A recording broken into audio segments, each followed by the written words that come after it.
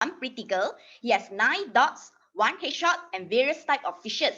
He is a professional and creative interior designer, has worked as the project manager in architect, construction, and interior design firm for about 10 years.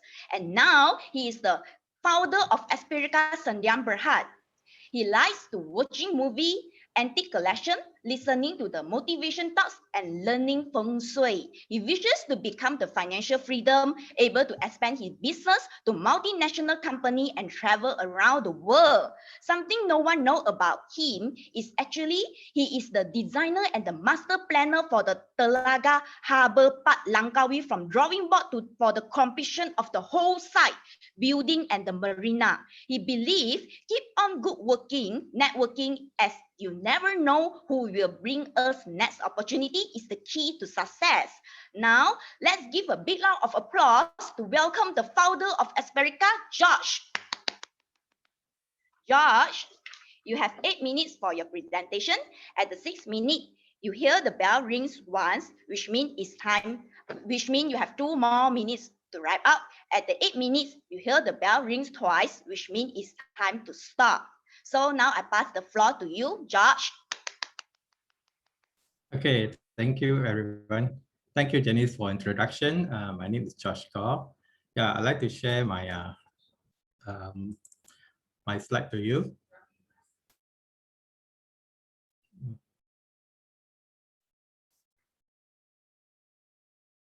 Okay.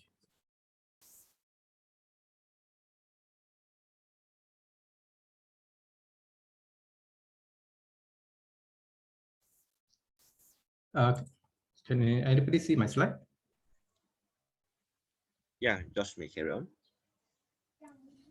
Okay. Josh, you can put the slideshow, please. Yeah, I try to. Bottom right.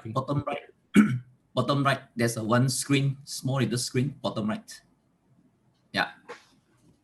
Oops.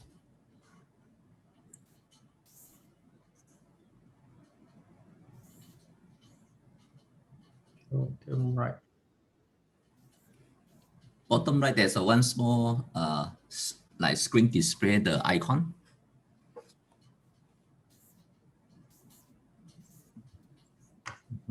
Just beside the negative sign one. Beside the negative sign, there's a plus and minus beside on the left of the beside the negative on the left of the negative.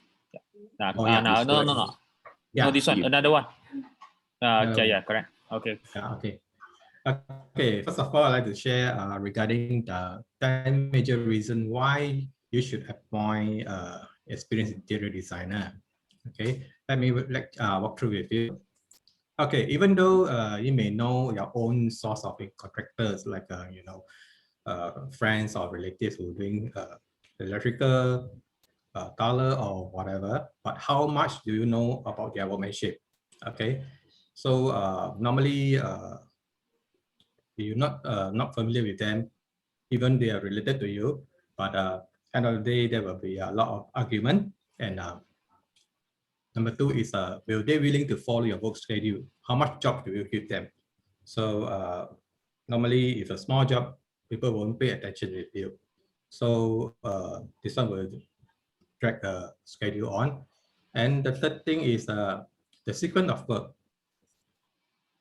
How much you do you know about the sequence of work? After this, what are you doing? And after that, what's going on? So normally people are messed up with this one. And the fourth one is the interpret of ideas to the contractors. How do you interpret your ideas? How to ensure that the contractors know what you want? Okay. So number 5 is do you know the cost and the future maintenance that you are proposing? Your thing that you want, like a lot of people like making a swimming pool, a bathtub, but they seldom use it in the future because a lot of high maintenance. That is example. So number 6 is regarding the building materials. How much do you know about building materials? Sometimes they're proposing something like not suitable for the environment, and the usage of the thing won't last long. And number 7 is the labor charge and the market price. Sometimes people tend to accusing the contractor overcharge them, but actually they don't know much about market price, and maybe they refer to old price. Sometimes, you know, price can go up anytime. And number 8 is do you know the latest trend and matching colors for furnitures and wallpapers? You know, some of them they are looking. I mean, they just watching from magazines, but sometimes it's already out of trend. Okay, number 9 is how long suppose the item works and to get it done. You know, sometimes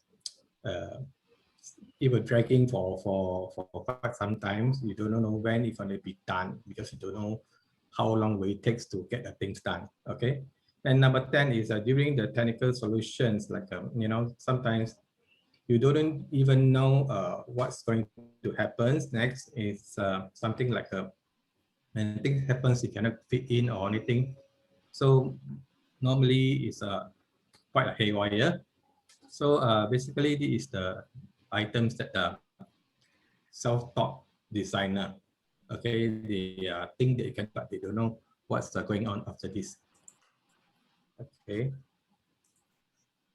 Okay, what the difference between interior designer and self-taught designer? Self-taught designer is you know, they think they've got the talents. It's not, it's not bad at all. But the thing is, they don't know the lack of 3 E's. What is the 3 E's? Is like experience, education, and exploration. So they didn't explore to enough to the projects. Okay, so in this so-called kitchen, beautiful kitchen, you can, somebody might say it, but it's a lot of defects here. Okay, can everybody see detect the defects? Design defects. Yeah. Okay, basically, like to tell you, this one is one of the friends who doing the kitchens. Then he get the idea from the TV, from a display kitchen shows. It's a cooking shows. Okay. The first defects is if you are putting induction and a sink in an island, no, it doesn't going to work really unless you got for display purpose. But because of every kitchen the induction or cooking hob, you need a what they call the exhaust hob, you know, exhaust fan. I mean, as the cooking hob. So if not, once you fry a fish, then the whole place is going to be smelly, especially, and you shouldn't put a ceiling fan on the kitchen inside the middle of kitchen. So the vapor of the oil vapor will be spread everywhere. And a kitchen sink you shouldn't put in a island as well, because it's very bad for feng shui, and also it should be behind, in front of the window. And third thing is, the fourth thing. The fourth thing is the wallpaper. You shouldn't put wallpaper in the kitchen because it's hardly to wash, and also the wallpaper is too contrast. It's attracting everything. So the kitchen will be some sort like the attention will be on the wallpaper and the yellow cabinets. You know, there's no contrast. There's too much contrast. It's not much with the kitchen at all. So this is basically the defects, and also the spotlight. Do not put a spotlight in the kitchen because it will camouflage the color of the food. Okay, this is the theme that somebody likes. You know, like Hello Kitty, cupcakes, all those things, especially for ladies. Yeah, some design you cannot apply on the kitchen and the living room or whatever. Hello Kitty theme you can apply on the bedroom, bathroom, but not in the kitchen. This one will attract kids think that it was a playground.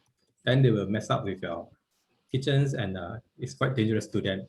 And this cupcake design for the living room, the color is too too sharp, and it might be feel good by the owners, but it's not going to be presentable to the visitors or others.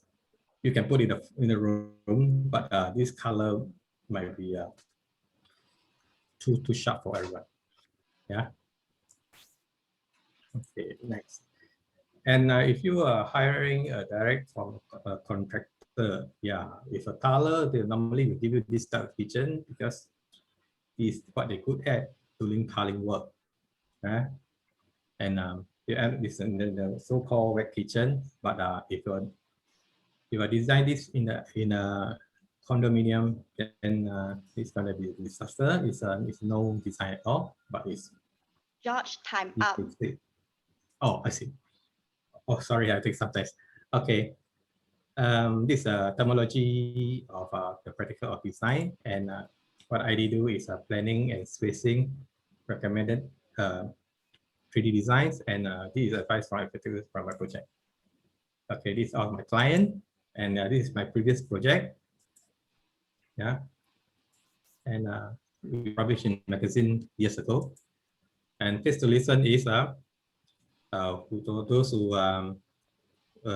want just for a new house, or like to renovate the house. Yeah, super sad. Also, okay, we will help our client to visit feng shui, and also auspicious identify the auspicious location for them, and also propose a new theme, advise them on the practical and functional design, and returning of investment.